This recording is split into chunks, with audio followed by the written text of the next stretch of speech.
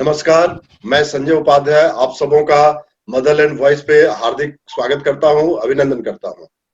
अभी इस कोरोना के संक्रमण काल में बहुत सारे समस्याएं समाज के सामने आती जा रही हैं। गत दिनों में ऐसा देखा गया है कि ये आंकड़े 25,000 के आसपास पहुंचने के साथ ही कई अन्य समस्याएं शुरू हो रही हैं। जैसे आज जहांगीरपुरी में कम्युनिटी कोरोना की समस्या आ गई है, जो एक पर्टिकुलर कम्युनिटी में ये समस्या है। इसके साथ साथ पत्रकारों के साथ भी अभद्रता काफी ज्यादा हो रहा है, उस पर भी सवाल करेंगे। और आज चर्चा का विषय है कि कोरोना के इस संक्रमण काल में सरकार द्वारा उठाए जा रहे प्रयास जो हैं, क्या वो ठीक है या कुछ कमी रह गई है।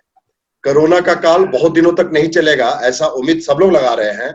और इस उम्मीद के साथ हम ये भी सोचते हैं कि अगर जैसे कोरोना का काल खत्म होता है, कोरोना काल खत्म होते ही कई अन्य समस्याओं का भी निर्माण हो जाएगा। जैसे बेरोजगारी बढ़ जाएगी, जैसे आर्थिक व्यवस्था देश की काफी पिछड़ जाएगी। इसी बीच बहुत सारे इस तरह की संभावनाएं भी उत्पन्न हुई हैं। उन संभावनाओं को लेकर हम चर्चा करेंगे और हम चर्चा करेंगे कि अभी कुछ फील्ड जैसे एविएशन सेक्टर है, ट्रांसपोर्टेशन सेक्टर है, जैसे टूरिज्म है, ट्रेवल है, इन सब सेक्टर का क्या होगा जिसमें करोड़ों की संख्या में पूरे देश विदेश में लोग जिस पे आश्रित हैं, जिस पे अपना काम करते हैं। ऐसे लोग क्या बेरोजगार हो जाएंगे? क्या उनके लिए नई नई व्यवस्थाएं की जाएगी? नए तरीके से रोजगार सृजन का कुछ काम किया जाएगा? इन्हीं सब विषयों को लेकर आज हमारे साथ दो बहुत खास मेहमान जुड़े हैं। अपने साथ श्रीमान राजेश कुमार जी, जो एलजेपी के नेता हैं। आपका बहुत बहुत स्वागत है राजेश जी। नमस्कार। और दूसरे एक बहुत ही हमारे प्रिय मित्र मनोज भारद्वाज, जो कांग्रेस पार्टी के बहुत सक्रिय सदस्य हैं, नेता हैं और कांग्रेस स्टेट कमेटी में आप सदस्य भी हैं। मनोज जी, आपका बहुत बहुत स्वागत है। नमस्कार। नमस्कार संजय भाई जी। अब आप दोनों का बहुत स्वागत है। आप दोनों मदरलैंड वॉइस पे है और आज हम चर्चा करेंगे कोरोना के इस संक्रमण काल में किस तरह की समस्याएं उत्पन्न हो रही हैं। तो अभी प्रश्न का शुरुआत हम मनोज भाई आपसे करते हैं कि इस समस्या में कोरोना का अभी कुछ दिन पहले आपके पार्टी की अध्यक्षा श्रीमती सोनिया गांधी जी का एक स्टेटमेंट आया था कि 12 करोड़ लोग बेरोजगार हो जाएंगे। और 12 करोड़ अगर बेरोजगार होते हैं तो उन 12 करोड़ एक बहुत बड़ी संख्या होती है। इसका क्या उपाय होगा और आपके हिसाब से और क्या क्या समस्याएं उत्पन्न होंगी? मनोज जी। संजय, मैं आपको ये बता दूं कि मैडम सोनिया गांधी जी ने जो बताया कि 12 करोड़ आज बच्चों की रोजगार खत्म हुए हैं, आने वाला आगे और महीना 2 महीना जितने दिन भी चलेगा और 1 अरब के ऊपर ये बेरोजगारी देश में बढ़ेगी। और मैं जैसे देखता हूँ, इसका एक तो बेरोजगार एक गरीब आदमी है, एक दूसरा छोटा व्यापारी है। आज छोटा व्यापार भी खत्म हो रहा है, वो भी एक बहुत बड़ी समस्या है। आज छोटा व्यापारी जो 1 लाख रुपए महीना कमाता था, 10% बचाता था, 10% में 10,000 रुपए में अपना घर चलाता था और 90,000 उन अपने मजदूरों को सैलरी देता था। आज वो चीज भी देखनी है, वो अरबों नहीं और ऊपर जाएगी। 12 करोड़ की तो मैडम ने बोला है, वो मैडम ने सरकार को चेताया है कि आप किस तरीके से आप करोगे हमें बताओ। एक सलाह भी है, मशवरा भी है। तो यही है कि आज लेकिन मनोज जी, आवश्यकता तो ये है कि ये जो बीमारी का इतना, जिससे पूरे विश्व इस बीमारी से जूझ रहा है और बहुत हद तक भारत अपने इस बीमारी को तीसरे स्टेज में नहीं जाने का प्रयास अभी तक जारी किए हुए है। और अभी तक ये संजोग ऐसा है या देश का प्रयास ऐसा है कि अभी तक हम तीसरे स्टेज में नहीं गए हैं, क्योंकि तीसरे स्टेज में जाने के बाद से संख्या लाखों में चली जाती है। इसी पे एक बार सरकार की क्या तैयारी हुई है सत्ता पक्ष से? हमारे साथ राजेश कुमार जी लोक जनशक्ति पार्टी से जुड़े हुए हैं। राजेश जी, आप सत्ता पक्ष के भागीदार भी हैं, तो एक बात बताएं कि अभी जैसा मनोज जी ने प्रश्न उठाया या कांग्रेस पार्टी जो प्रश्न उठा रही है कि इतने बेरोजगारी आ जाएगी, तो उसको आप कैसे देखते हैं? क्या क्या आपकी तरफ से व्यवस्थाएं करी गई हैं और आपको क्या लगता है कि रोजगार का सृजन नए तरीके से किस प्रकार हो पाएगा?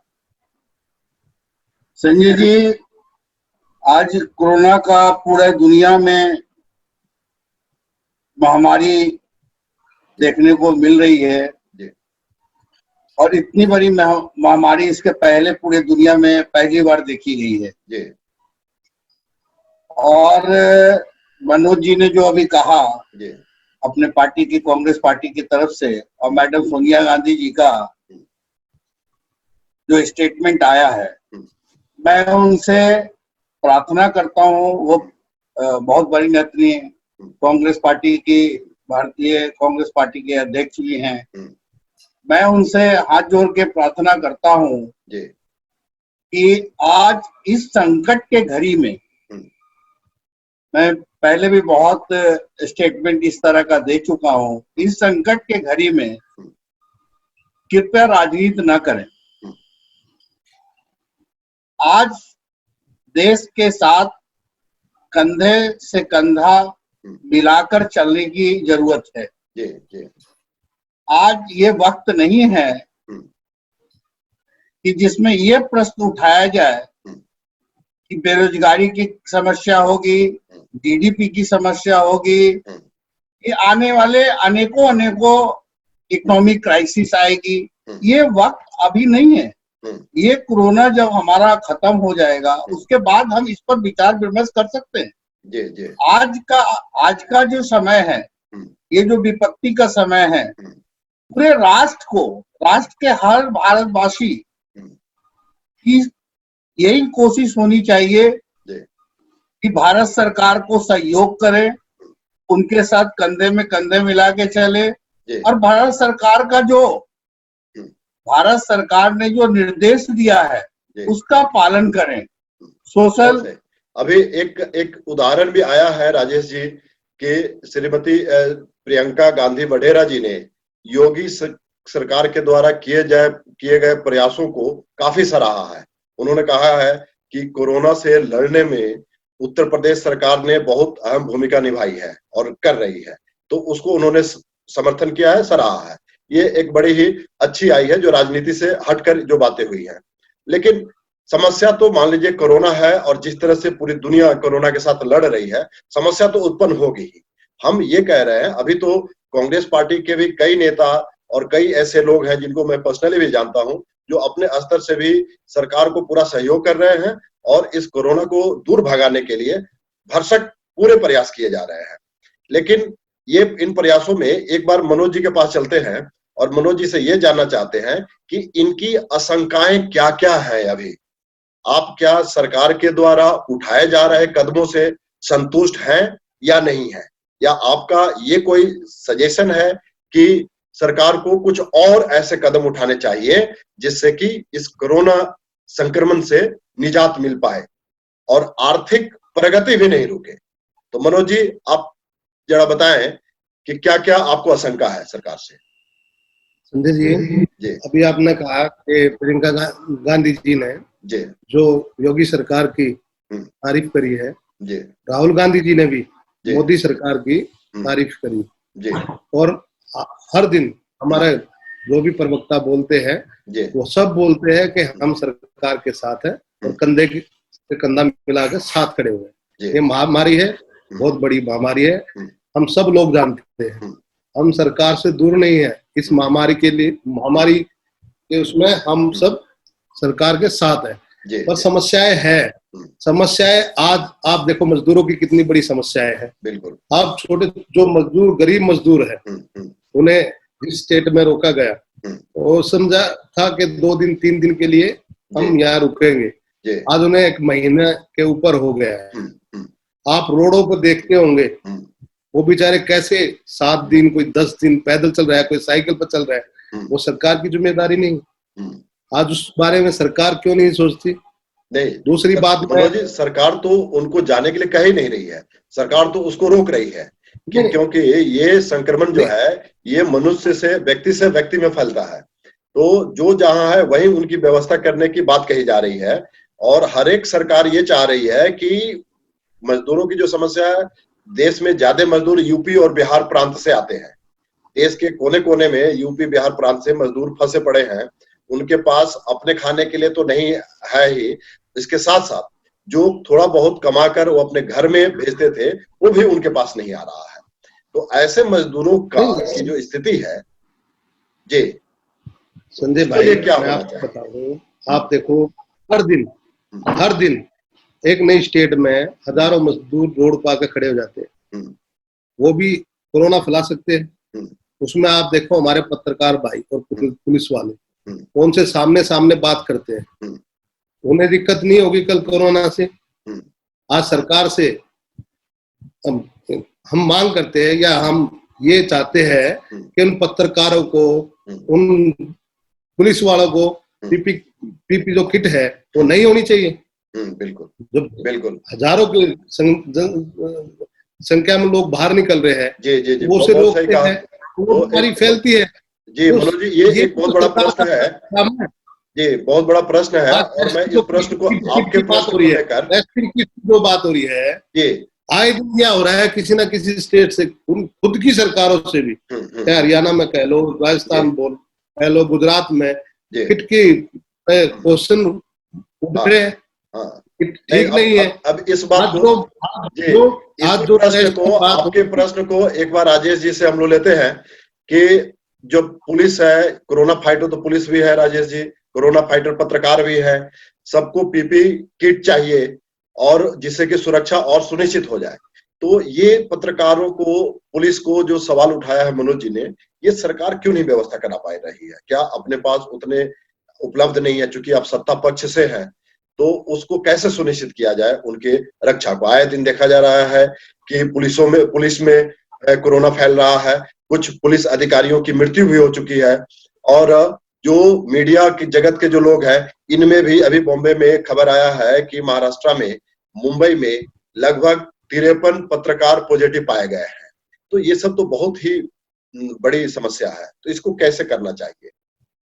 देखिए संजय जी, ये कोविड-19 जी, ये दुनिया में पहली बार आई है जी, और इस तरह का महामारी भारत में पहली बार है।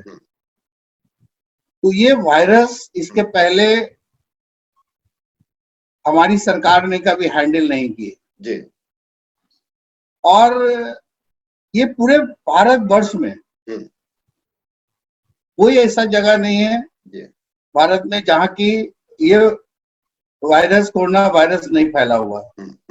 और इसके पहले कोई भी, चाहे राज्य सरकार हो या भारत सरकार हो, इसके पहले इस तरह के महामारी का कभी भी किसी ने भी नहीं देखा है।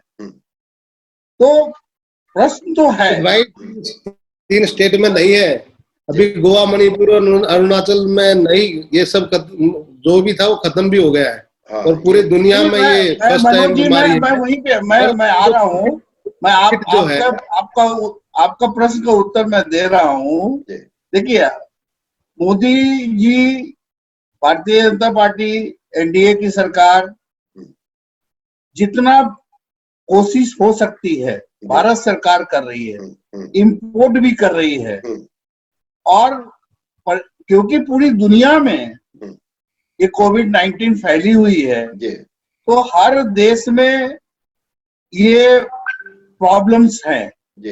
लेकिन राजेश जी, सवाल तो तब उठता है जी, राजेश जी, सवाल तो तब उठता है, इसका जो इशूज है, इसका जो इशू है वो सबसे बड़ा इशू है, जो प्रधानमंत्री जी ने पहले भी कहा है कि सोशल डिस्टेंसिंग, डिसिप्लिन में रहने की बात, प्लस जो पुलिसकर्मी है, जो स्वास्थ्य कर्मी है, उनको जो फैसिलिटीज भारत सरकार दे सकती है वो दे रही है। राज्य सरकार जो दे सकती है वो दे रही है। भाई, ये पत्रकार भी उसमें आने चाहिए ना।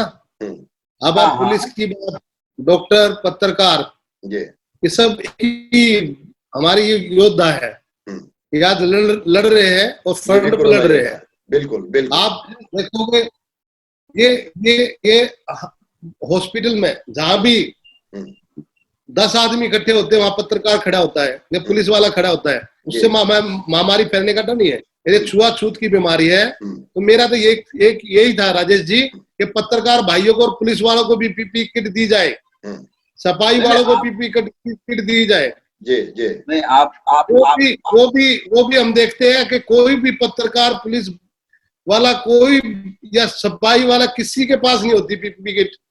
ऐसा क्यों राजेश जी ये कह रहे हैं?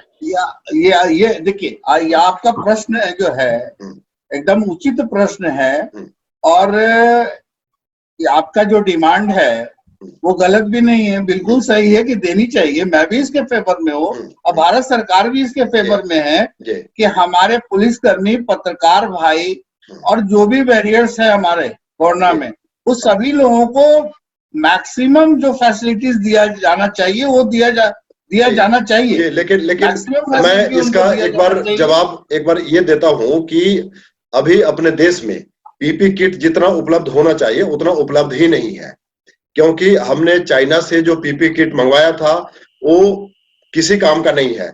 देश में जो उत्पादन करने के लिए बहुत सारे जो बिजनेस हाउसेस जो सामने आए हैं उनका उत्पादन तो शुरू हो गया है, लेकिन अभी उनका सप्लाई नहीं आ रहा है। तो संभव है कि जब ये सप्लाई जब पूरा होगा तो बाकी लोगों तक भी ये पहुंच पाएगा, ऐसा कामना भी करते हैं।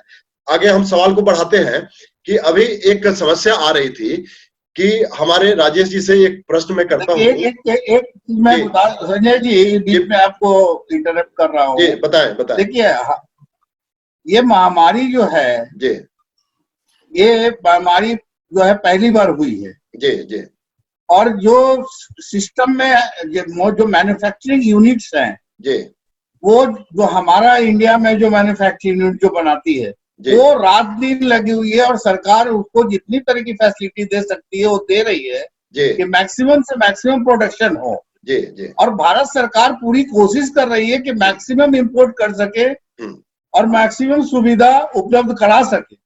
ऐसी बात नहीं है कि आज के दिन में भारत सरकार, राज्य सरकार, सभी सरकार इस कोरोना वायरस से लड़ने के लिए सब लोग लड़ रहे हैं, सब लोग जो है कंधे में कंधे मिला के चल रहे हैं। जी सही कहा आपने कि हर एक सरकार, चाहे वो केंद्र सरकार हो या राज्य के सरकारें हों, सब कंधे से कंधा मिलाकर चल रही है। और यही कारण है कि हम बहुत हद तक इस महामारी को बहुत ज्यादा तेजी से फैलने से रोक पाए हैं। लेकिन प्रश्न तब उठता है राजेश जी, जब पता ये चलता है कि अपने देश में दवाई उपलब्ध उतनी नहीं है, फिर भी हम दूसरे देशों को सप्लाई कर रहे हैं फ्री में।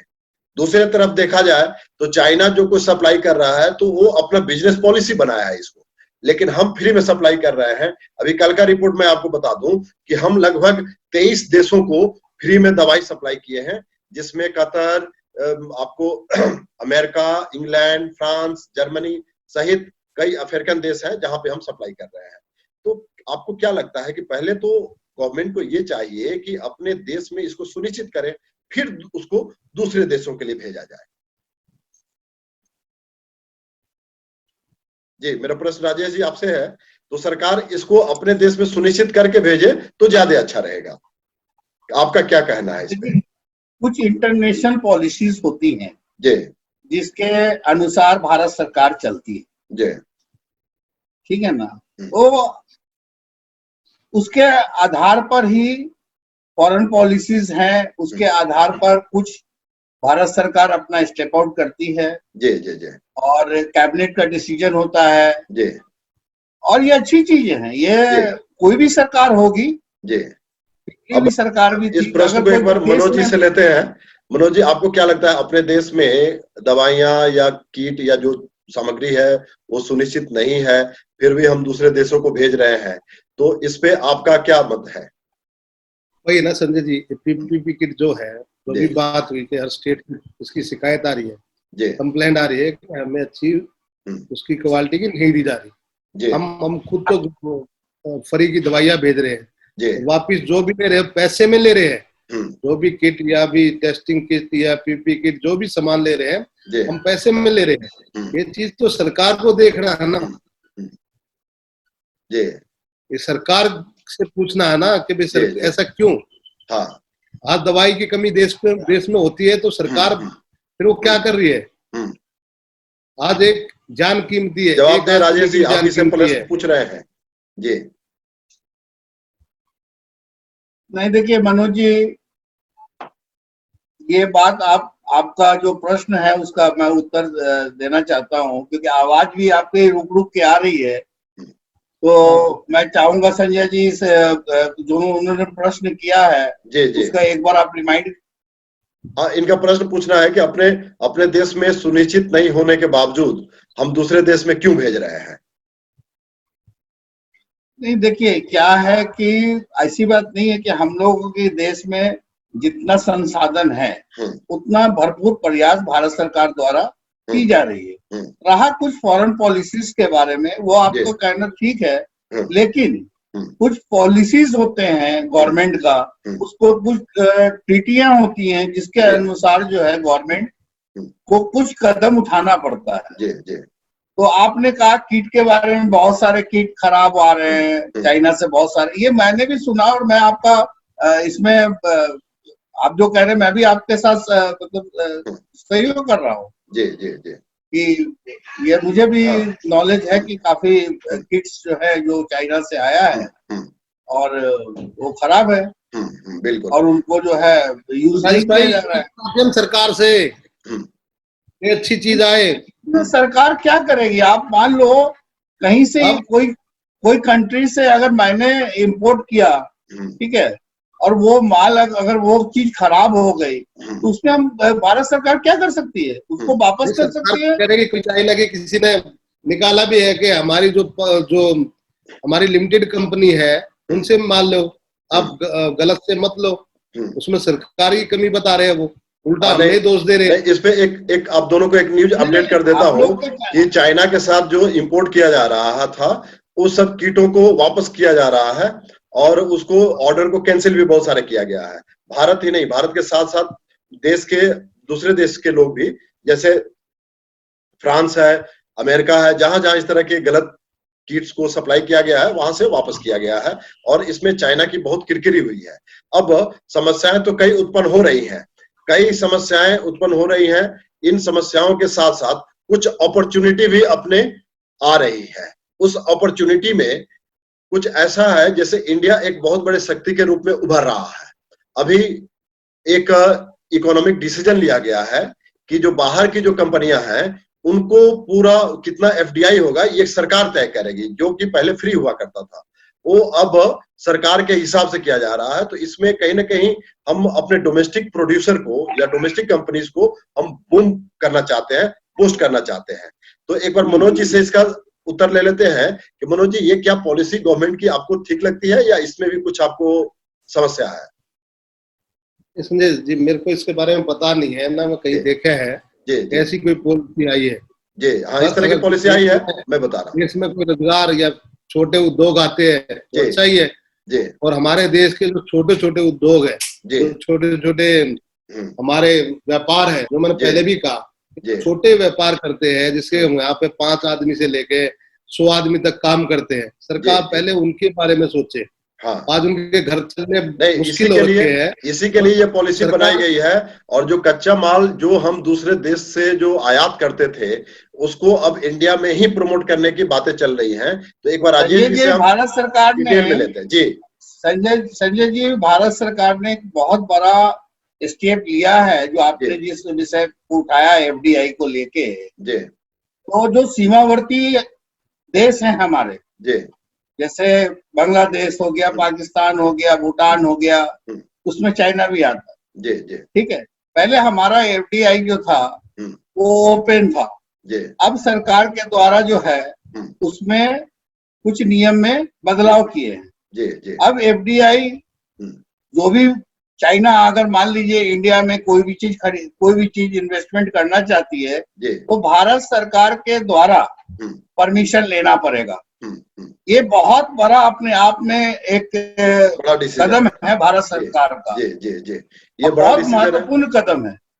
मैं बता दूं आपको, चाइना ने एचडीएफसी बैंक 0.8 इन्वेस्टमेंट था, आज जाके 1.0 हो गया।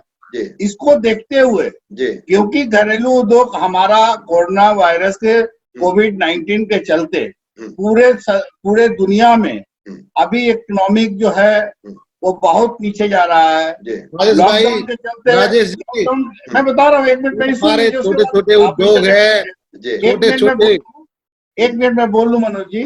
तो लॉकडाउन के चलते जितने भी छोटे छोटे इंडस्ट्रीज हैं हमारे, वो सब बंद पड़े हुए हैं, प्रोडक्शन बंद है, और इसलिए इसके कारण से ये हमारे कंट्री में नहीं है, ये हमारे भारतवर्ष में नहीं, सभी जगह। और चाइना का सोच जो है आप लोग सब जानते हैं, क्योंकि लॉकडाउन में इंडस्ट्री बंद है, उसका शेयर नीचे जा रहा है। तो ऐसा नहीं हो कि चाइना जो है हमारा शेयर जो है ज्यादा से ज्यादा अपने पास कर ले, इसलिए ये जो कानून जो लाया गया है, जो बदलाव किया गया है भारत सरकार के द्वारा, ये बहुत बड़ा महत्वपूर्ण कदम है। हाँ, आप बताइए मनोज जी, आप क्या कह रहे हैं? जी, मेरा तो यही क्वेश्चन था संजय जी, जो हमारे छोटे उद्योग बंद हो रहे हैं, एक मजाक की बात नहीं है। एक छोटा सा, मैं आज अपने फोन पे देख रहा था, एक छोटे उद्योगपति के यहाँ पे ड्राइवर आया, उसने कहा ड्राइवर से, भैया के सैलरी लेने आए हो? बोला नहीं नहीं नहीं जी, सैलरी नहीं। बोला फिर क्यों आए हो? सैलरी तो मेरे पास है नहीं देने के लिए। बोला नहीं, मैं आपको थोड़ा अनाज, मतलब थोड़ा आटा, दाल और चीनी देने आया हूँ। तो ऐसा हो गया छोटे व्यापारी का, और आज तक सरकार ने छोटे व्यापारी के लिए कोई घोषणा नहीं करी, उसके लिए कुछ नहीं बोला। मेरा कहने का, मेरा संजय जी ये है, ये मांग है हमारी। ठीक है मनोज जी, अब इस बात को हम लोग आगे बढ़ाएंगे, समय की सीमा है, इसलिए इस चर्चा में काफी बढ़िया चर्चा चल रहा है, इसको हम आगे भी जारी रखेंगे। लेकिन चूंकि अब सीमा है अपने पास समय की, इसलिए आप दोनों से एक बार निवेदन करूंगा कि आप सरकार से और देशवासियों को क्या कहना चाहते हैं। तो पहले एक बार राजेश जी आप बताएं कि सरकार से को और क्या करना चाहिए, और देशवासियों से आपका क्या आग्रह है?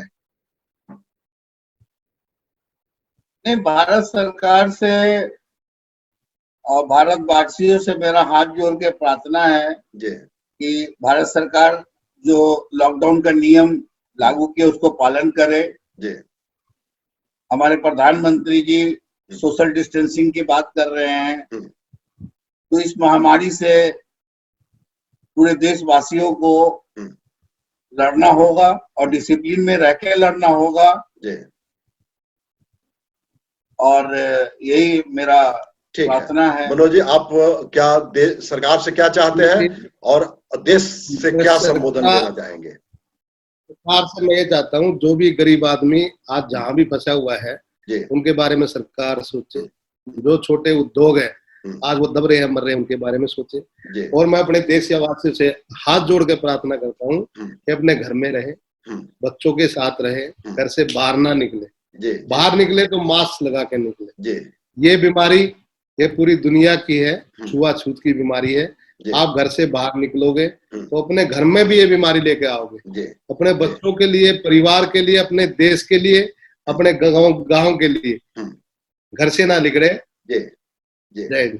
आप दोनों का बहुत बहुत धन्यवाद। आप दोनों मदरलैंड वॉइस से जुड़े, इसके लिए आपका बहुत बहुत आभार। हम आगे भी कार्यक्रम को लेकर आते रहेंगे। नमस्कार, जय हिंद।